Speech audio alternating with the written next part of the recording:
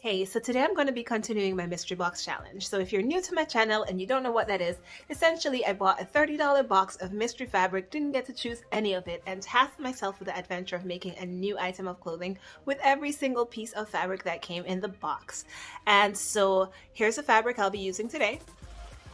White. I was hoping for white. And I needed to make a shirt with it because I needed something to match the last mystery box item that I made. And so here is the outfit that I made together, both pieces.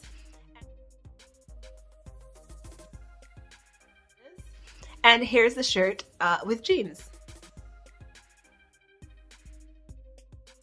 If you like what you see on my channel, don't forget to press like, don't forget to press subscribe. Enjoy the tutorial. We need a few things. We need our white stretchy bullet fabric. We also need some leftover scraps from our last project, which I'm going to be using to make some accent pieces. We also need some decorative buttons. I believe I'm going to do something with these. I got them from Amazon. I'll link them below. And finally, we need something to use as a pattern. And I am going to use a tank top, just an everyday tank top. So to set up our fabric, we're going to fold it in half, which it's already folded in half, and then we're going to fold it in half again. All right, so now that our fabric is folded in a quarter, so we folded it in a half and then we folded it in a half again, I'm going to go ahead and place my tank top on top of that fabric, but I'm also going to fold the tank top in half. So once I have my tank top folded, the folds line of the tank top should line up with the folds line of my fabric. And now, just so you can visualize what's going to happen here, the top of the neckline, or the bottom of the neckline, is going to be the top of my shirt that we're going to be making. So you know how an off the shoulder goes straight across, that is going to be the top.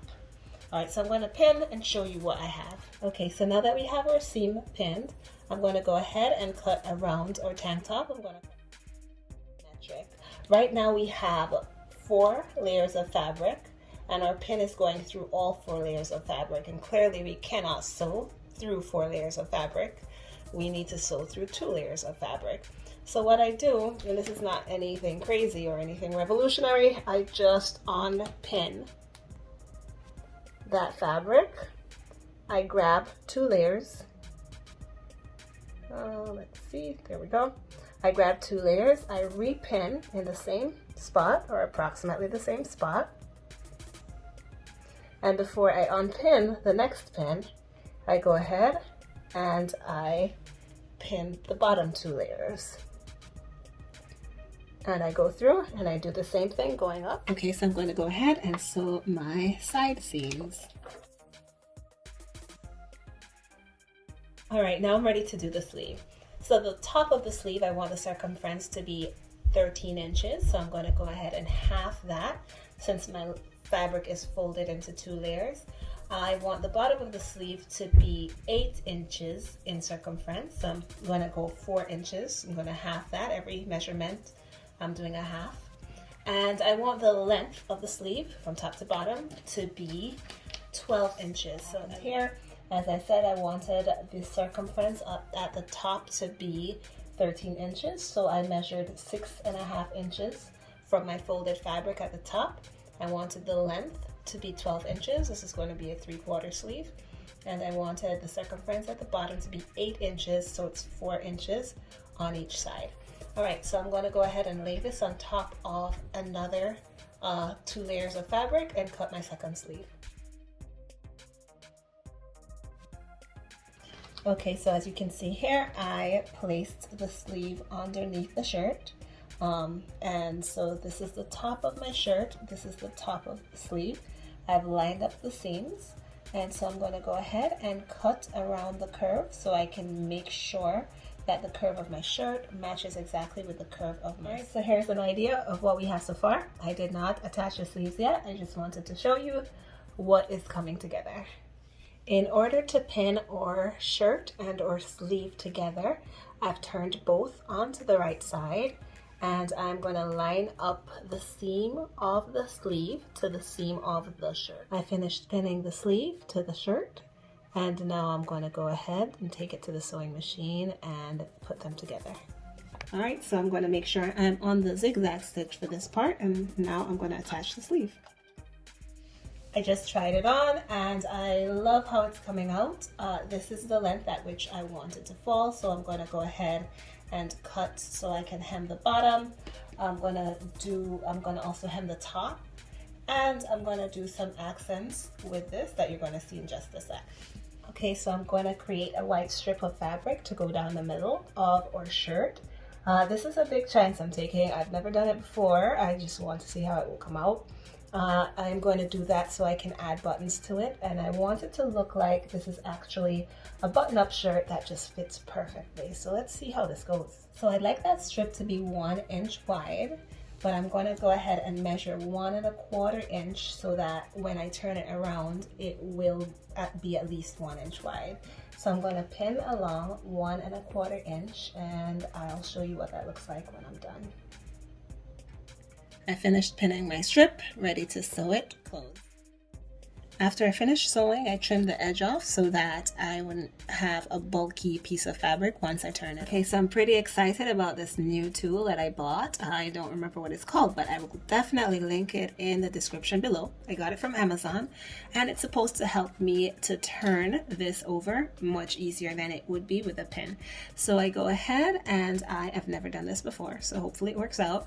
I stick it in to my fabric, and I hook it on the edge, and I pull it back out through the other end. I hope this works.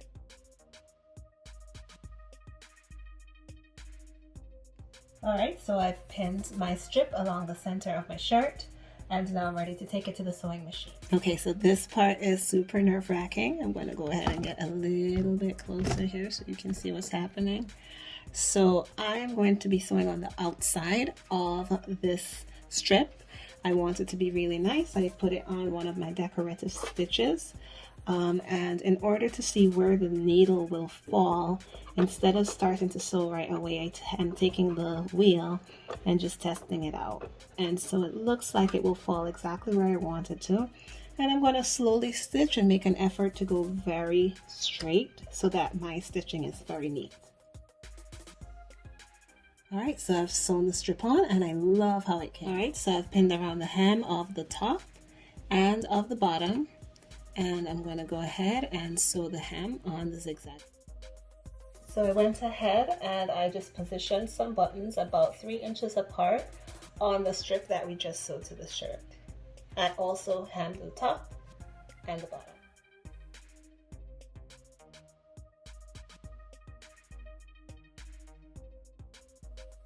Alright, so the last thing that we're going to be adding to our shirt is this bright green accent to the cuffs. So in order to measure the size that I need, well, first of all, I just cut a thin strip, and I made sure that those strips are exactly the same size so that they can match on the left and on the right. Now I have my shirt on the right side, and I'm going to turn this on the wrong side. And the reason for that is I want to be able to sew on the wrong side. So I'm turning this on the wrong side and lining it up to make sure that I have the exact same measurement as the sleeve of the shirt. Once I have it lined up, I'm going to go ahead and pin, and I'm going to take this to the side. Okay, so we've sewn up our bands for the cuff, and in order to add it to the shirt, you put your shirt on the right side. You fold the cuff in half, and this is pretty tricky, so be very careful in this step. If you sew it on wrong, that is going to be a super annoying headache. All right, so once you have that cuff folded in half like this, make sure that that raw edge is at the top. And what you're going to do is you're going to loop it over your sleeve. So hold on here, there we go.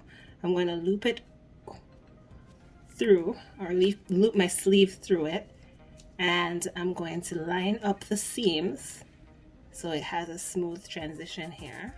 All right, so I finished pinning the green accent, and to check to make sure it works, just go ahead and lift and make sure everything makes sense. You know, you should be seeing the right side with the right side. You shouldn't be seeing any strange stitching when you turn it the way that you would wear it. And so I know I'm all set. So you always want to check for that when you're doing some weird, you know, flipping it over, pinning it backwards, pinning it upside down, whatever.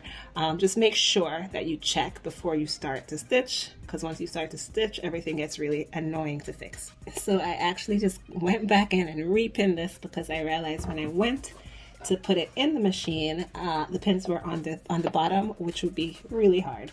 So now it's repinned, it's ready to go, and I'm gonna sew using the zigzag stitch to make sure that my sleeve can stretch all the way at the bottom.